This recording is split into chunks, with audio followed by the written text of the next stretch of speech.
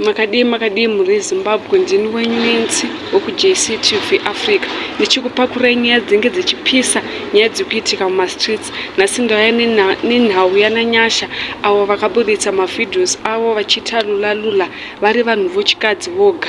Vari kunzi vasungwa nemutemo unonzi Censorship Act. Nyaya iyi ndaiudzwa nemutauriri wemapurisa wekumasvingo province, Inspector Dewa, vachiti vaviri ava vaendeswa kukoti zuva ranhasi 4 December nenhau iyi kuti vatitaurire kuti wai vaibuditsa mavhidhios aya.